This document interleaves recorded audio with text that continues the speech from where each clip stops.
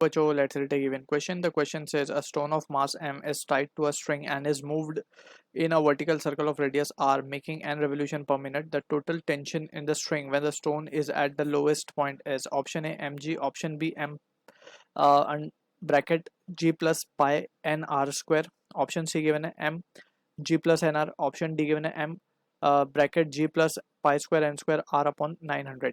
So इस question का जो की concept we will be using, the key concept is of vertical circular motion. So vertical circular motion may we have studied already.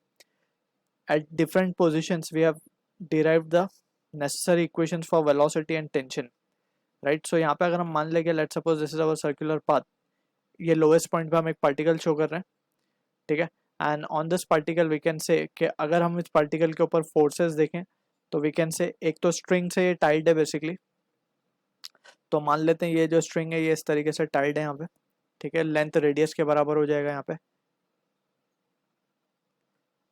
ठीक है। सो यहाँ पे हम जो फोर्सेस लग सकती हैं इसके ऊपर, that is on the mass, we can on the string basically we can write those forces. String के ऊपर टेंशन आएगा T, right, and we can say कि इस मास का जो वेट होगा that will be acting in the downward direction mg, and in the frame of this mass we can have the centrifugal force acting on it. So we can show that centrifugal force as mv square by r in the downward direction, ठीक है। So under equilibrium, क्योंकि ये हमने non inertial frame लिया, so under equilibrium हम क्या लिख सकते हैं, tension will be equals to mv square by r minus of mg, ठीक है। सो ये इक्वेशन हम यूज करेंगे for the question to solve it.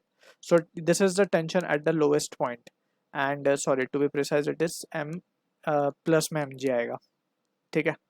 So from this we can say now अगर हमें टोटल टेंशन चाहिए और हमें रेवोल्यूशन पर मिनट गिवन है, तो हमें पता है कि जब ये पार्टिकल सर्कुलर मोशन में घूमेगा, तो जब ये सर्कुलर एक कंप्लीट साइकिल लेट से कितने टाइम में, इसमें क्वेश्चन में गिवन है कि n रेवोल्यूशन कर रहा है पर मिनट में, तो ये फ्रीक्वेंसी गिवन है basically small n, that is n revolution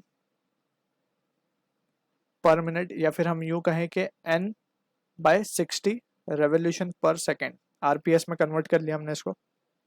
this is the value of n we have been given with. अब यहाँ पे ये फ्रीक्वेंसी गिवन है, तो इससे हम क्या निकाल सकते हैं, फ्रीक्वेंसी की मदद से हम एंगुलर फ्रीक्वेंसी निकाल सकते हैं, right. So angular frequency will be what, omega, and that will B 2 pi n, right. So this will B 2 pi n, and यहाँ पे ये देख सकते हैं हम कि इसको लिखेंगे 2 पाई n को लिखेंगे n बाय 60, तो ये हो जाएगा पाई n बाय 30,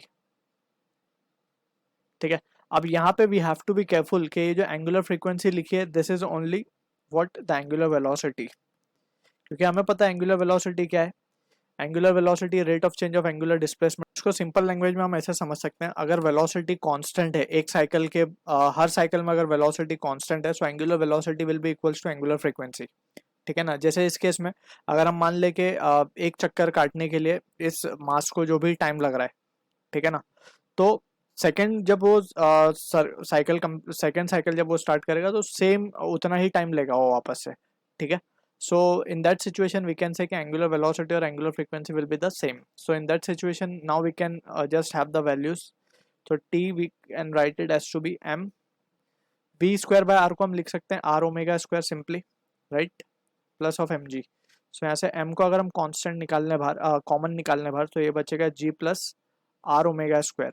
अब ओमेगा तो हमारे पास आ चुका है, so we can just substitute the value.